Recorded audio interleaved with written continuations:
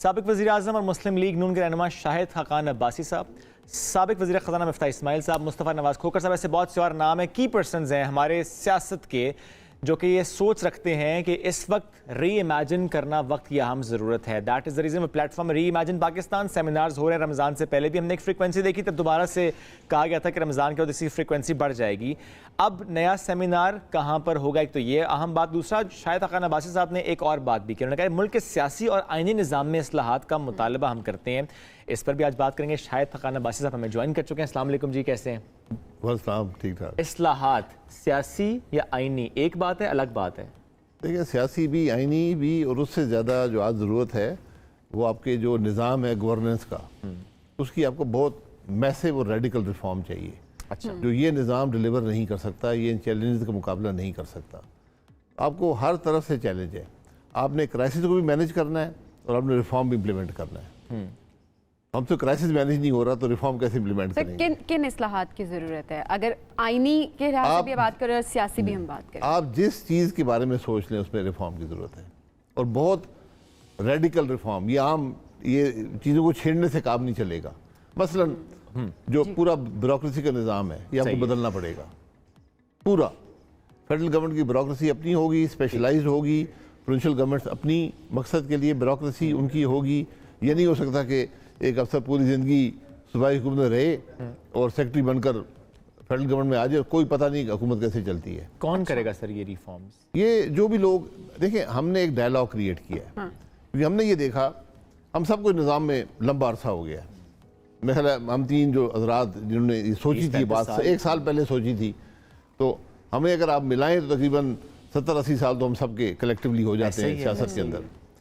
तो हमने ये कहा कि ये आज जो डायलॉग की जगह थी, जो पार्लियामान था, वो मफलूज है। सियासी निज़ाम मफलूज है। आपस में सियासत दुश्मनी बन गई है, नफरत में तब्दील हो गई है। हम सारा दिन एक दूसरे को जेलों में डालने की बात करते हैं, एक दूसरे को गालियाँ निकालते हैं। बात नहीं कर रहे होते, प्रैक्टिकली हो रहा होता है। जी, हो रहा होता है। फिर वो एक दूसरे को बेइज्जती करते हैं, असेंबली के अंदर गाली गलोच होती है। तो हमने कहा कोई जगह तो हो जहाँ पर मुल्क के मसाइल, उसके हल की बात हो। लेकिन सर, सेमिनार का इस तरह से हम देखते हैं कि ट्रेंड नहीं हो रहा होता, लोग और डिफरेंट उसकी तरफ जा रहे होते हैं। आपको अगर कहाँ तक ले जाने का आप इसका सोच रहे हैं, इम्पैक्ट कब तक रहेगा और अभी क्या इम्पैक्ट है? देखिए, सेमिनार जो है वो एक फोरम है जो नॉन पार्टिजन हो, मकसद ये था, और वहाँ पर हर आदमी आकर बात कर सके। तो वहाँ पर बड़ी इसको जो लोग आते हैं ऑडियंस में, जो खबर बाहर जाती है, हर आदमी अप्रिशिएट करता है कि कम से कम आज मुल्क के मसाइल की बात तो हो रही है, उसके हल की बात हो रही है। हमने शुरू में 2 सेमिनार किए, 9.5 घंटे का कोयटा में, 5 घंटे का पेशावर में। हमने वहाँ के लोगों के मामलात को सुना, उनकी बातों को सुना। हर आदमी, ओपन फोरम था, जो मर्जी आके तकरीर कर ले। कराची में हमने एक फोकस्ड इशूज़ के ऊपर बात की कि भाई ये मसाइल हैं। लाहौर में गवर्नमेंट कॉलेज में हमने हल की बात की कि भाई ये हल भी हैं, और उसके अलावा बहुत से हल हैं। तो आज कम से कम एक डायलॉग तो है जहाँ पर ये बात हो रही है। इसमें हमारा मकसद कोई पॉलिटिकल पार्टी बनाना नहीं है, कोई कुर्सी हासिल करना नहीं है। क्योंकि ये बहुत सारी बातें सामने आ रही थी कि हो सकता है कि आप पॉलिटिकल पार्टी में इसको तब्दील कर दें, कि आप डिसाइड करेंगे ये। नहीं, देखिए, ये मैं तो एक पॉलिटिकल पार्टी के साथ हूँ ना। ठीक है। हम अपनी पार्टी के अंदर भी ये बात करते हैं। जो बात करने की होती है रिफॉर्म की, आप पार्टी के इंटरनल फोरम पे करते हैं। जब आप बाहर जाते हैं, जो आपकी पार्टी ने फैसला किया हो, हुकूमत में हो तो जो फैसला किया हो वो आपका फैसला होता है। लेकिन अब चूंकि वो फोरम्स अवेलेबल नहीं है, असेंबली में नहीं होती। ठीक है, तो वो मामला जो वहाँ पे डिस्कस होने चाहिए चूंकि नहीं हो रहे, इसलिए वो हमने कहा कि ये फोरम बनाए, डायलॉग क्रिएट हो, और इसको बहुत ज़्यादा लोगों ने अट्रैक्शन है। नीश मार्केट में सर, मैसेज में तो नहीं आप लोग जा पाएंगे अगर आप पॉलिटिकल पार्टी के तौर पे नहीं हो। नहीं, पॉलिटिकल, देखिए, वो पॉलिटिकल पार्टी अडॉप्ट कर लेना। हम तो पॉलिटिकल पार्टी को जगाना चाहते हैं। ये तय है कि आगे चल के पॉलिटिकल पार्टी नहीं बनेगी? देखिए, पॉलिटिकल पार्टी की कोई नीयत नहीं है। नीयत बिल्कुल नहीं है, जरूरत हो सकती है ना, ये मकसद था। ठीक है, अगर कोई पॉलिटिकल पार्टी बनाना चाहते हो बना ले। अगर ये पार्टीज अपने आप को रिफॉर्म नहीं करेंगी, ये आज जागे, हमारा मकसद को जगाना है। 3 बड़ी पॉलिटिकल पार्टीज हैं, इनको अपने मामलात को बदलना तो होगा। अभी आपका पर्सनली आपका इरादा नहीं है इसको नहीं, मेरा कोई नीयत नहीं है, कोई इरादा नहीं है। मैं अपनी पार्टी में सीनियर 3 लोगों में से हूँ, और मुश्किल काम होता है जमात बनाना, लेकिन यहाँ मकसद ये है कि हर एक को जगाया जाए। आज हमारी जो पॉलिटिकल निज़ाम है, जो पॉलिटिकल पार्टीज़ हैं, उनमें सलाहियत ही नहीं रही मुल्क के मामलात को मैनेज करने और फिर चाहे कोई नई जमात बन जाए, सलाहियत तब भी नहीं होगी जब तक निज़ाम नहीं बदला जाएगा। जी, निज़ाम को कौन बदलेगा? सियासतदान बदलेंगे। सियासतदान ही बदलेंगे। तो हम उनको जगा रहे हैं कि भाई जागें, आज मुल्क के मामलात को देखें, हल तलाश करें। और इसमें भी सर, चूंकि ज़ाहिर है तमाम पॉलिटिकल पार्टीज के लिए आपने कहा जी ओपन है, आप लोग आए बात करें। जी, जिसने बात करनी है। तो पीटीआई से भी सर कोई राब्ते में है, आ रहा है इसमें?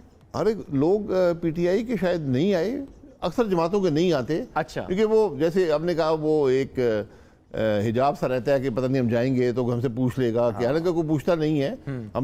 हम ना किसी की तारीफ करते हैं ना तनकीद। लेकिन अगर आपको ये कहा जाए कि जी पीटीआई से कोई ऐसे लोग जो आपको लगता है कि प्रोग्रेसिव सोच के हामिल हैं, आकर बात करें, कौन हो सकते हैं आपकी नजर में? नहीं, मिफ्ता जो साहब भी ने है, तो असद उमर का नाम भी लिया। मैं आपसे ये जी। कहता हूँ कि आज हकीकत ये है कि आप पूरी पार्लियामान में जो लोग हैं इनको इकट्ठा कर लें, आप 10 लोगों की कैबिनेट नहीं बना सकते जिनमें ये कैपेसिटी हो कि मुल्क के मसाइल को समझते हों, उनको हल करने की सलाहियत रखते हों। ये हमारी सबसे बड़ी सलाहियत बदनसीबी है। या नीयत? नीयत भी, सलाहियत हो, अगर नीयत अच्छी हो, सलाहियत ना हो, फिर भी मामला नहीं तो चलता। सर आपने खुद किसी को दावत दी पीटीआई से भी नहीं, या हमने और किसी को दावत नहीं दी। आपने बस ओपन एक हमने ओपन प्लेटफॉर्म रखा हुआ है, हम 3-4 लोग हैं, बात करते हैं, जिससे हम एक इश्यूज पर एक वहाँ पर। सर आपको नहीं लगता जब तक ये सब नहीं आएंगे जिनको आप जगाने की बात करें, जब वो इस प्लेटफॉर्म पे नहीं होंगे तो फिर कैसे इसका इम्पैक्ट? उनका आना जरूरी नहीं है, देख लें जो हम बात कर रहे हैं, अगर उनको पसंद है तो अडॉप्ट कर लें। हम क्या कह रहे हैं, इसमें आए ना आए अडॉप्ट कर लें, अडॉप्ट कर लें, हम जगा रहे हैं उनको। और एमकेएम भी अलाइंड है सर आपके साथ, बिकॉज फारूक सत्तार साहब आए तो उन्होंने कहा कि हम अलाइंड है रीइमेजिन पाकिस्तान के साथ। जी आते हैं, सब्जवारी साहब कराची के सारे वहाँ 5 घंटे था, वो 5 घंटे बैठे रहे। फेडरल मिनिस्टर भी हैं, सही है, उनका ताल्लुक एमकेएम से भी है।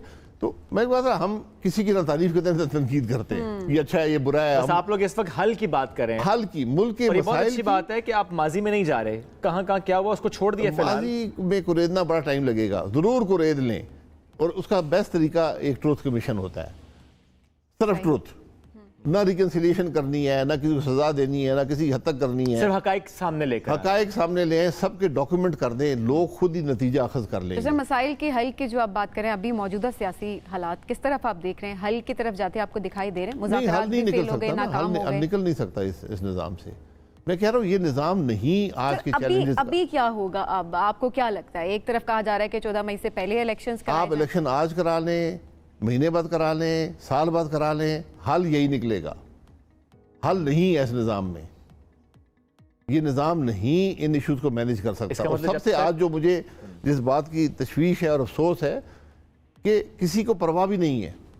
ये सबसे तकलीफ दे बात है। सबसे तकलीफ बात है, आप ये देख लें पिछले 1 साल की तमाम लीडरशिप, चाहे वो मिलिट्री हो, जुडिशल हो, पॉलिटिकल हो, उनके स्टेटमेंट्स देख लें, उनका अमल देख लें। कोई मुल्क के मसाइल की बात कर रहा है?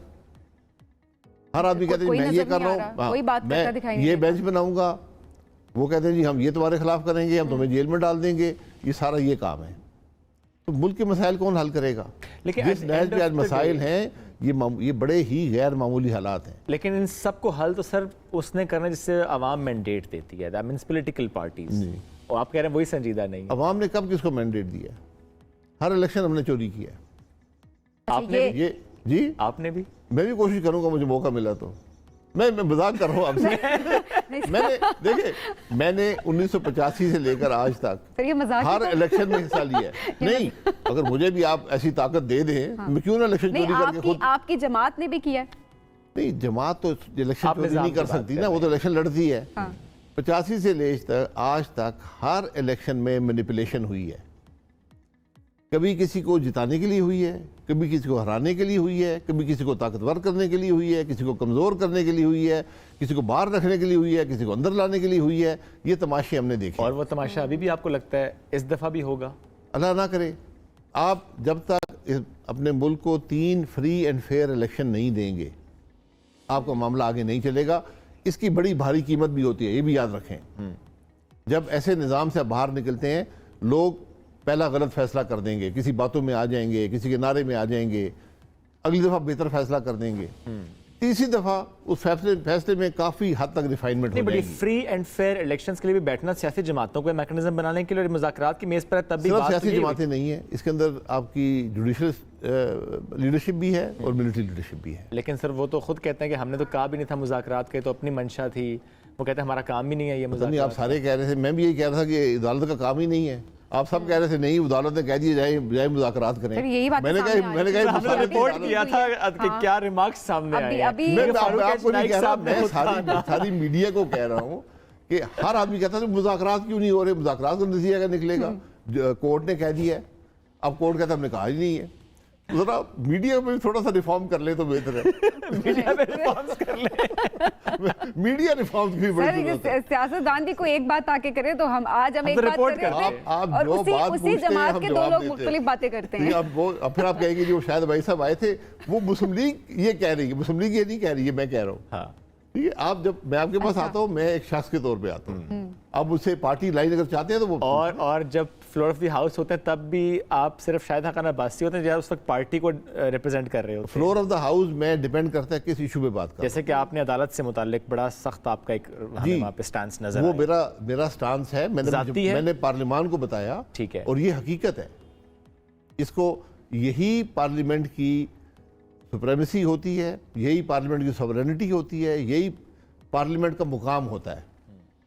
वरना अगर आप ये पूछना शुरू कर दें कि असेंबली के फ्लोर पे किसने क्या कहा, इम्यूनिटी हासिल है, आइन के अंदर इम्यूनिटी हासिल है, आप जो मर्जी कहें असेंबली के फ्लोर पर। सही। अगर आप कानून की खिलाफ वर्जी करते हैं या आइन की खिलाफ वर्जी करते हैं तो स्पीकर उसको एक्सपंज कर देता है, करता है, बिल्कुल हदफ कर देता है। हज़फ कर देते हैं कार्रवाई से।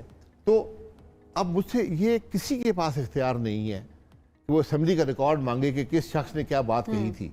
मैंने ये 77 में होते देखा है, जो चीफ जस्टिस थे उन्होंने मांगा रिकॉर्ड, स्पीकर साहब ने दे दिया। जनाब सुनो साहब मेरे दोस्त भी है, बुजुर्ग भी, लेकिन उन्होंने दे दिया, बहुत शरीफ आदमी थे, उन्होंने दे दिया हमसे पूछे बगैर। तरीका ये होता है, अगर कोई रिक्वेस्ट आए स्पीकर हाउस से पूछता है ठीक है। कि ये रिक्वेस्ट आई है, मुझे इजाज़त है रिकॉर्ड देने की, फिर हाउस फैसला करता है कि दे या ना दे।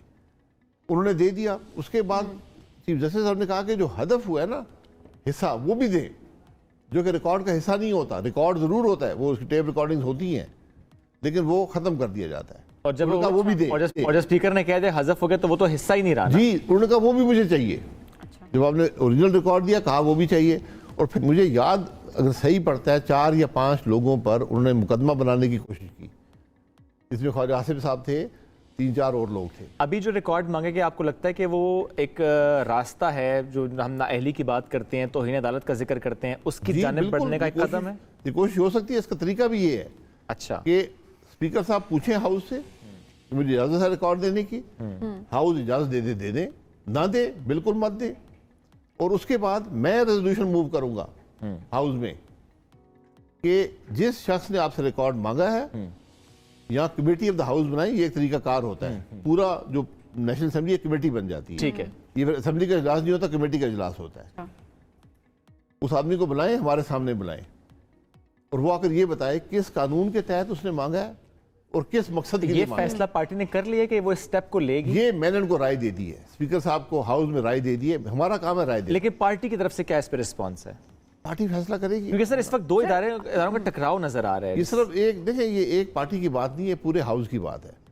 टकराव नहीं है, ये वो पॉलिटिकल या वो आईनी स्पेस होती है जो वक्त के साथ डिफाइन हो जाती है। अच्छा, हमने बदकिस्मती से, चूंकि जब से आइन बना है, हमने कभी आइन बनाने वाले को फांसी लटका दिया, फिर 20-25 साल मार्शल लगा दिया, फिर हमने हाइब्रिड गवर्नमेंटें बनानी शुरू कर दी। तो हमने हर किस्म के एक्सपेरिमेंट किए। हमने कभी पॉलिटिकल स्पेस या आइनी स्पेस हदूद का तयन I was about to ask कि क्या this is the right time कि अब जी, हदूद का जी, तयन हो जी, जाना चाहिए ये हर एक दिन इदारे होगा, की? ये बिल्कुल होगा। और आपको होता नजर आ रहा है जी, सर? ये होगा, होगा। ये नेचुरल एक और वक्त आ चुके कि ये हो जाए। नेचुरल प्रोसेस होता नेचुरल है, ये प्रोसेस होता है है। इसका। एक मामला और सर, आपने तनकीद की आटे के से मुताल्लिक कि उसमें घपला हुआ है, जिस पर बहुत से सियासतदानों ने कहा, आपकी अपनी पार्टी के भी और अपने इत्तेहादियों ने भी, कि आपको ये बयान नहीं देना चाहिए तो था। 20 अरब बहुत जी, जिसने बयान पढ़ा हो उसने सवाल नहीं किया, सुना हो उसने सवाल नहीं किया।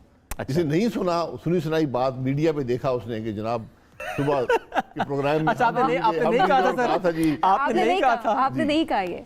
आप सुन लेना, मैंने निज़ाम की बात कर रहा था। आपने निजाम की बात मैंने की। निज़ाम की बात की, मैंने कहा निज़ाम इतना इनकॉम्पिटेंट और करप्ट हो गया है।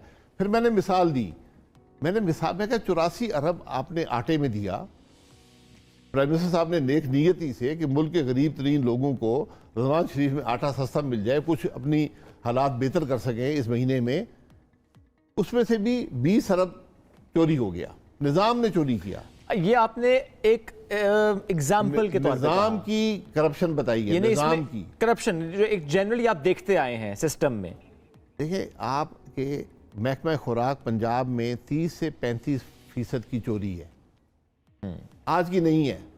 जब से निज़ाम, पीछे सब हुकूमतें जो हैं, हुकूमतें बदलती हैं, आप फरिश्तों की हुकूमत लगा दें, वो 20% चोरी होता है। वो 20 यानी चाहे पीएमएलएन की गवर्नमेंट हो चाहे पीटीआई की, 20% चोरी होती रही निज़ाम है। में चोरी आ गई है। अच्छा, इस सिर्फ इसमें नहीं है, आपके जो कंस्ट्रक्शन होती है, CNW डिपार्टमेंट जिसे कहते हैं, इसमें पंजाब के अंदर 20% की रिश्वत है। तो आप कह रहे हैं कि आपने नहीं, इल्जाम नहीं लगाया, आपने सिर्फ मैंने एग्जांपल किसी शख्स पर, किसी हुकूमत पर नहीं लगाया, मैंने हाँ। निज़ाम की खराबी की बात ठीक की है। कि ये निज़ाम 25% के हिसाब से, मैंने कहा 20 अरब तो वहाँ चोरी हो। एक मिसाल दी, मिसाल वो दी मेरे थी। भाई सारे बड़े सेंसिटिव हो गए। उन्होंने कहा जी, मैं आपको ये भी कह सकता हूँ कि हमारे बिजली के निज़ाम में हर साल 600 अरब की चोरी है। मिसाल है ये या कह रहे ये हैं? मिसाल, ये मैं कह रहा हूँ, बिजली के निजाम में 600 अरब की 700 अरब की चोरी, चोरी है हर साल। और ये कौन कर रहा है? निजाम निज़ाम कर रहा निज़ाम है, कर निज़ाम में निज़ाम खराबी है। बेनिफिशियरी भी निजाम है। Beneficiary- ये निजाम कौन है सर? देखिए, निज़ाम अलाउ करता है ना, वो आपको अलाउ करता है कि आप बिजली चोरी कर लें। चोरी हो रही है, आप जो बिजली डिस्कोस को देते हैं, जो पैसे वो वापस देते हैं, वो 600 अरब का फर्क है। यानी आप इसको लाइन separate- लॉसेस की बात नहीं कर रहे हैं जी? आप? आप लाइन लॉसेस की बात नहीं कर रहे हैं? मैं जो लाइन लॉसेस को अकाउंट फॉर करके, सब कुछ करके, वो जो पैसे डिस्को वापस नहीं करते, वो इस पाकिस्तान का सबसे बड़ा मसला है। 600-700 अरब 600 है। अरब जी, ये बहुत बड़ी फिगर है। बहुत बड़ी फिगर है, बहुत बड़ी- 20 अरब की तरह। जी, मैं नहीं कह रहा उस हूँ टाइम 20 अरब बहुत ज्यादा है। जी, 20 अरब। अब हम कह सकते हैं कि शायद खान अब्बासी साहब ने कहा है कि बिजली के निजाम में 600 अरब की चोरी होती है जी जी, और निजाम करता से है। ज्यादा। से ज्यादा। और ये हाँ, मिसाल ये नहीं है। आज आपकी तवज्जो ये से मैं कह निजाम, देता ये हूँ। निजाम करता है, और मैं निजाम का सिर्फ हमें ये नहीं नहीं पता। कहता, मैं कहता हूँ जो आपकी कंस्ट्रक्शन का निज़ाम है, जो मंसूबे बनाए जाते हैं सूबाई हुकूमतों में, उसके अंदर भी कम से कम पूरे मुल्क में 200 अरब की चोरी है।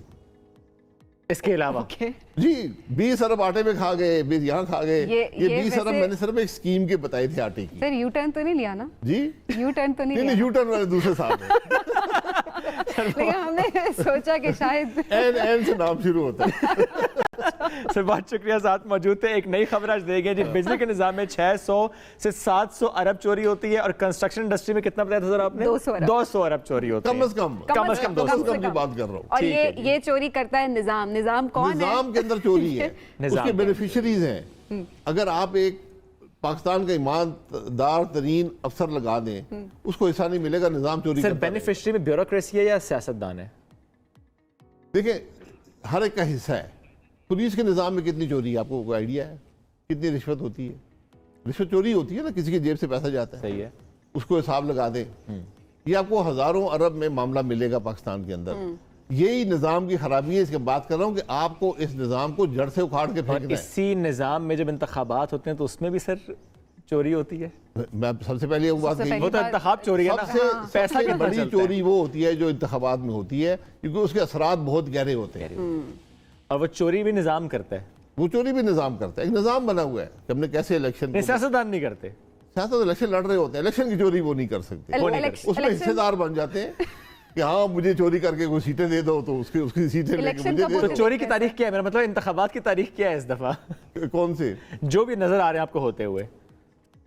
मैं अब क्या तारीख पे कह सकता हूँ? तो देखिए, गवर्नमेंट- इसमें देखें, हुकूमत भी मुलव्वस है, इलेक्शन कमीशन भी है, इसमें इलेक्शन कमीशन तो कह रहा है कि सर इसमें सुप्रीम कोर्ट भी आ गया, इसमें मीडिया भी आ गई। सर मीडिया का तो सारा रोल ही कोई नहीं है सर, हम तो मीडिया तो रिपोर्ट खबर करते देते हैं, हम हैं। तो सुप्रीम रिपोर्ट कोर्ट करते कह रहा है पंजाब में 14 मई, इलेक्शन कमीशन कह रहा है नहीं करा सकते, मुज़ाकरात की मेज पर आते हैं, गवर्नमेंट कहता है जी हम तो सिर्फ 15 दिन पीछे आ सकते हैं, इससे ज्यादा पीछे आ नहीं सकते। पीटीआई कहते हैं हम तो जून जुलाई में भी जाने को तैयार हैं। मेरा ख्याल है नजर इलेक्शन कब आ रहा है? कमीशन पे छोड़ दें, जो तारीख वो दे रहे हैं इलेक्शन करवा दें, बात खत्म हो जाएगी। सुप्रीम कोर्ट भी ना पूछे, सुप्रीम कोर्ट जरूर पूछे। सुप्रीम कोर्ट ने कह दिया ना 14 मई को इलेक्शन होने, इलेक्शन कमीशन ने इनकार कर करवा दिया। देना, करवाए ना, क्यों नहीं वैसे करवाते? आज गवर्नमेंट ने जवाब भी दाखिल कराना है, कुछ पता है जवाब क्या है? जवाब क्या? 10 दिन रह गया, 10 दिन इलेक्शन हो जाएंगे। जवाब क्या होगा?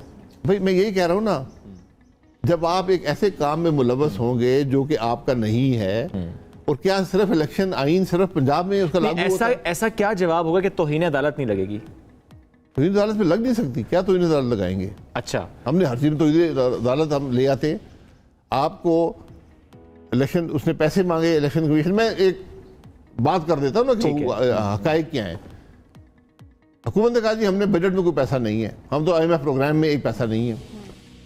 उन्होंने कहा पार्लियामान से पूछ लेते हैं, वहाँ पैसे की इजाज़त देते हैं, मजीद कर्जा लेकर ये इलेक्शन करवा देते हैं। पार्लियामान ने कहा जी हम पैसे नहीं देते, अगले बजट का इंतजार करें। बात खत्म हो गई, पार्लियामान को वो लगाएं तौहीन अदालत।